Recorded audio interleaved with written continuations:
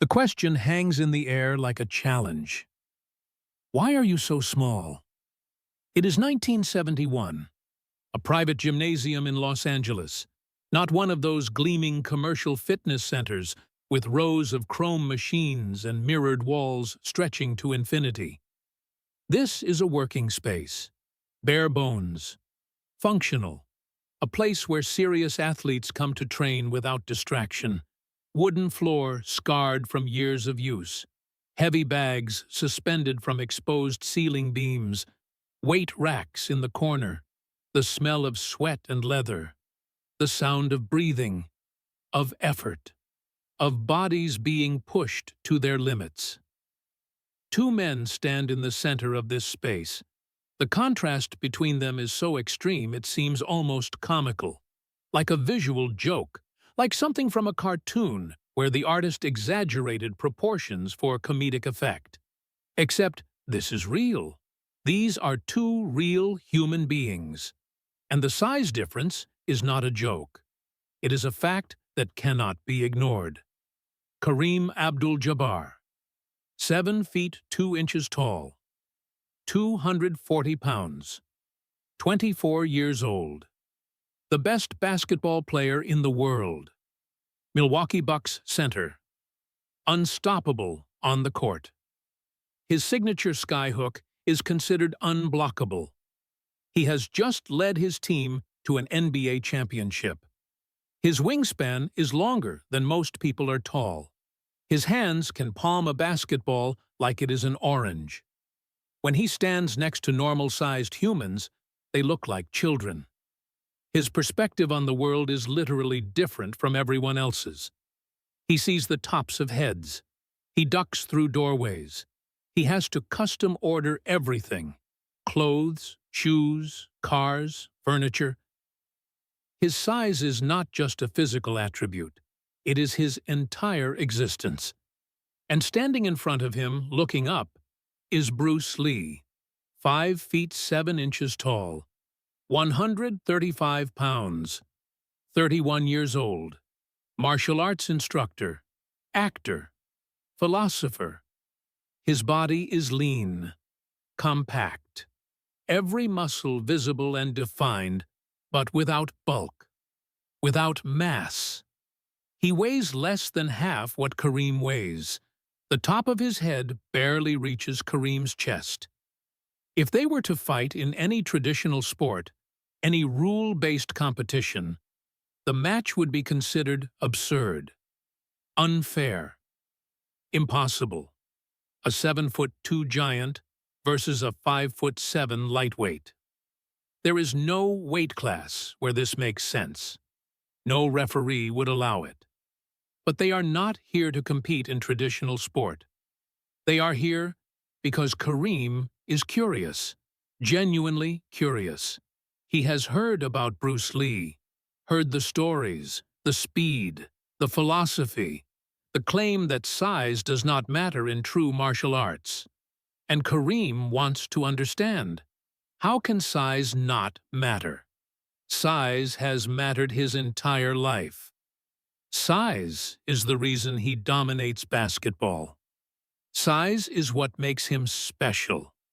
So he has come to Bruce's training space to see for himself, to learn, to test this claim that seems to defy basic physics.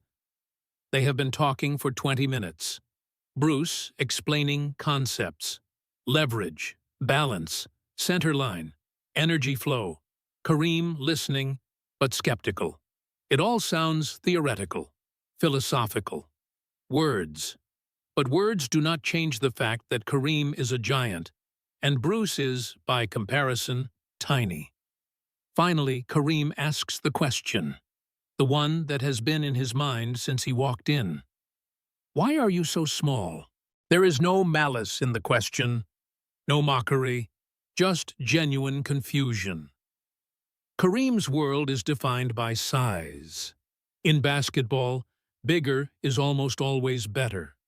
Taller players have advantages, longer reach, better rebounding, more intimidating defense. Kareem has built his entire career on being bigger than everyone else. So looking at Bruce, this man who claims to be a master of combat, Kareem cannot reconcile the size. If martial arts is about fighting, about defeating opponents, why would the master be so small? Should he not be 6'5", 250 pounds? Should he not look like a heavyweight boxer? Bruce does not look offended by the question. He smiles. That slight, knowing smile that people who train with him have learned means he is about to teach a lesson. "I am not small," Bruce says. "You are just tall. And tall is not the same as effective." Kareem laughs.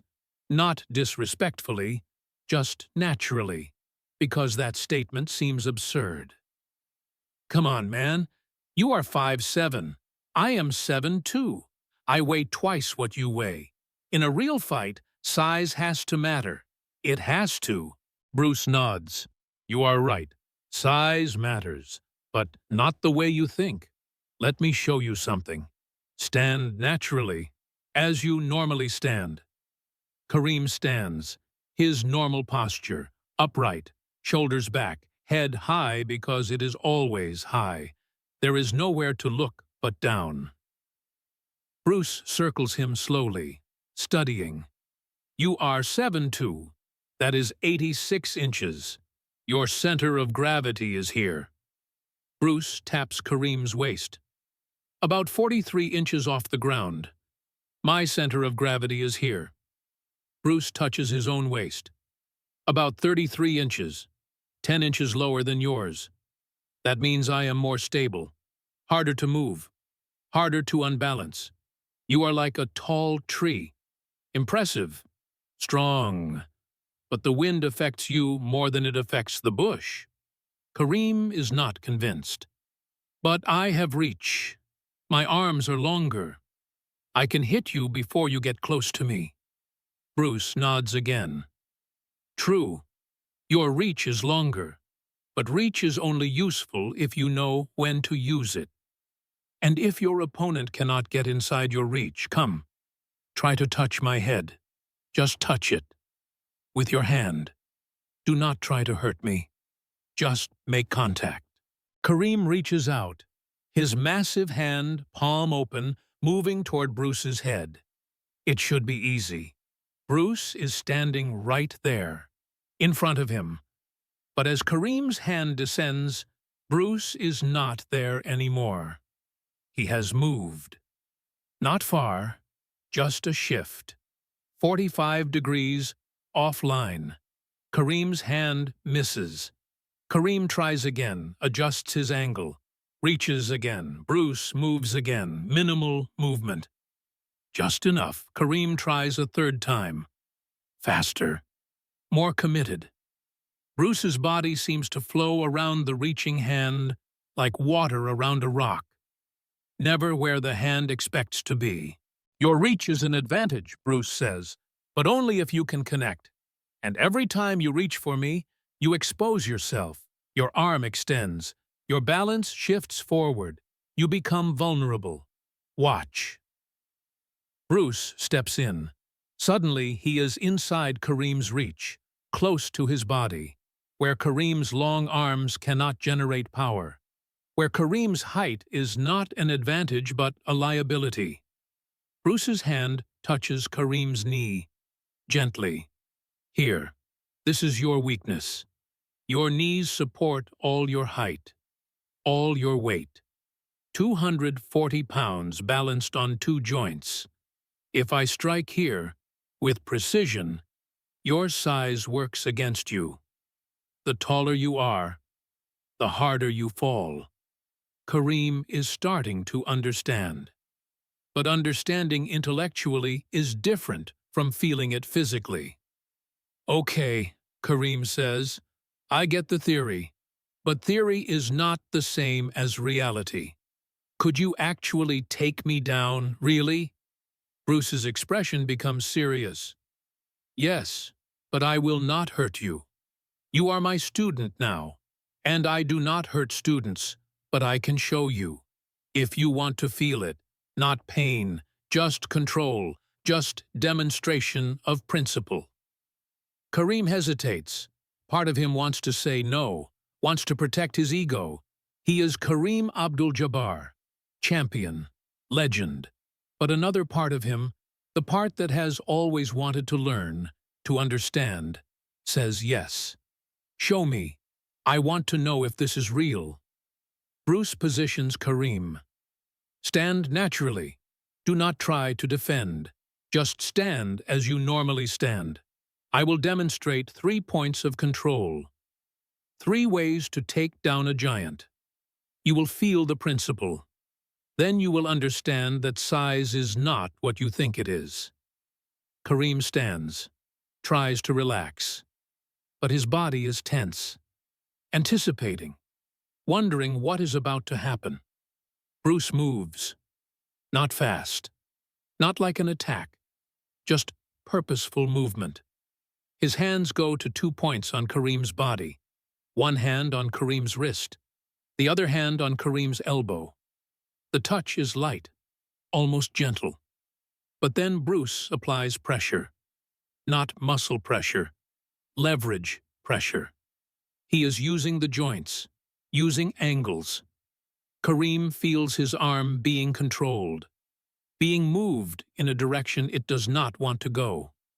He tries to resist, tries to use his strength, his size. But the angle is wrong. His power cannot apply.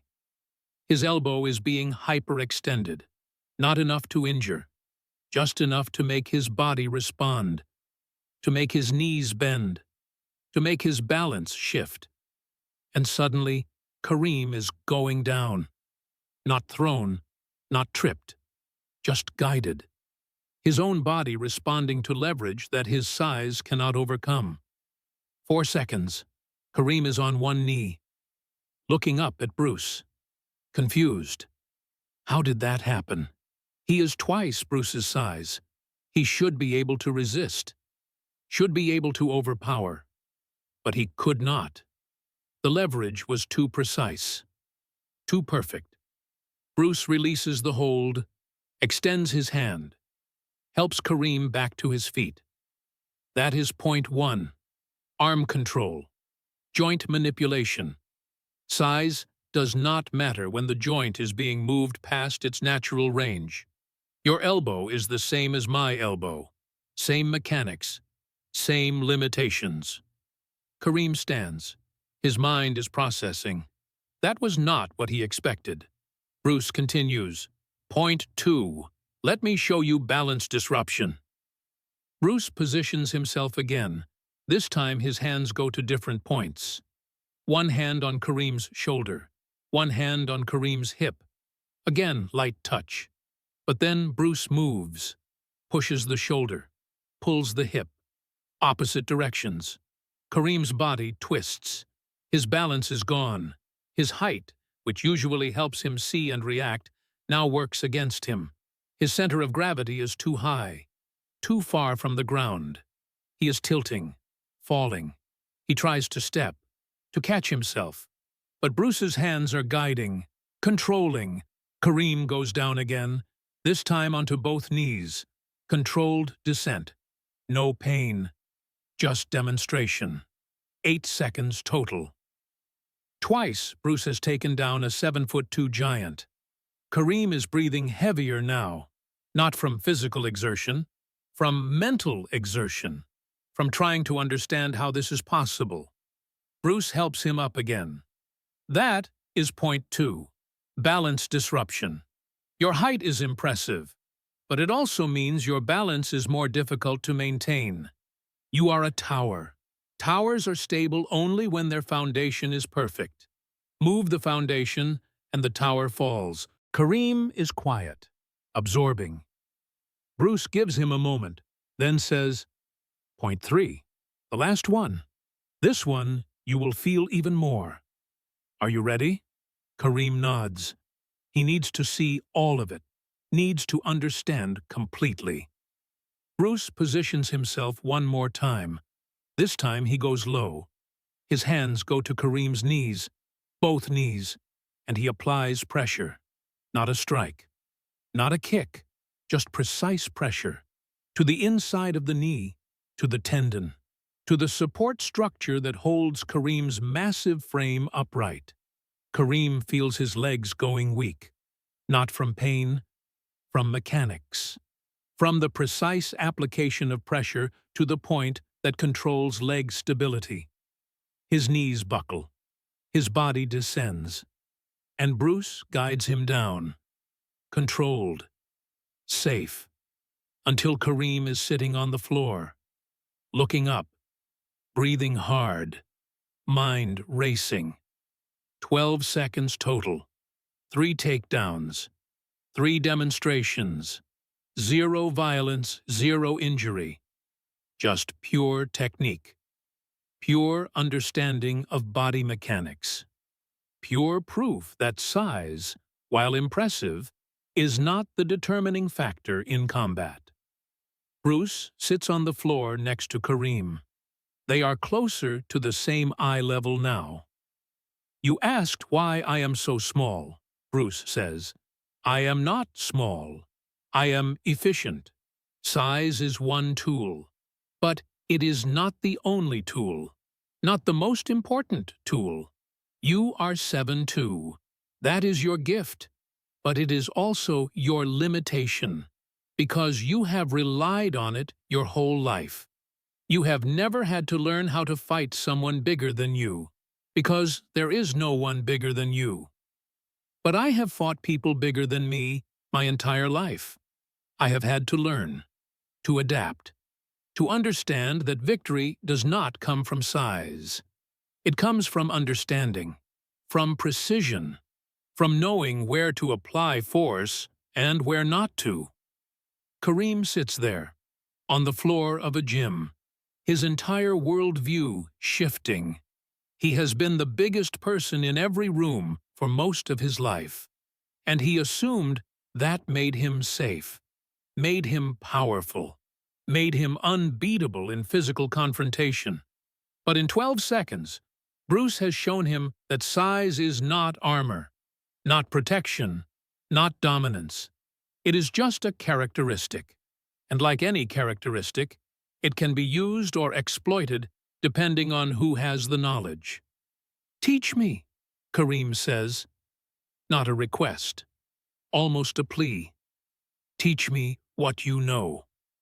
Bruce smiles. "That is why you are here. Not to challenge me, but to learn from me. And I will teach you. But understand, I am not teaching you to fight. I am teaching you to understand, to see combat as physics, as geometry, as human mechanics. You will always be 7'2". That will never change. But you can learn to use that height with intelligence instead of assumption." Over the next 2 years, Kareem becomes one of Bruce's most dedicated students. He trains regularly, learns techniques designed for someone with his unique body, learns how to use his reach effectively, how to protect his knees, how to maintain balance despite his height. And more importantly, he learns philosophy, learns to see the world through Bruce's eyes, to understand that limitations are only limitations if you do not understand how to work with them. When Bruce Lee dies in 1973, Kareem is devastated. He has lost a teacher, a friend, someone who saw past the celebrity, past the size, who saw Kareem as a student worthy of knowledge. In the years that follow, Kareem speaks often about Bruce, about the day he asked why Bruce was so small, about the 12 seconds that changed his understanding of strength. "Bruce taught me that size is not power," Kareem says in interviews. "True power is understanding. I was 7'2", but in that gym, on that day, I was the smallest person in the room, because I knew the least. Bruce was 5'7", but he was a giant, because he understood what I did not." The lesson remains. Size impresses. Size intimidates. Size creates advantage in many situations, but size does not guarantee victory, does not guarantee control, does not guarantee understanding. A 7'2" giant learned that lesson in 12 seconds. Learned it from a man 75 pounds lighter. Learned it through leverage and precision and knowledge accumulated over 30 years. And the world learned alongside him. That true mastery is not about being bigger. It is about being better, about knowing more, about understanding that every advantage comes with a disadvantage. And every weakness can be turned into strength if you have the knowledge to see it.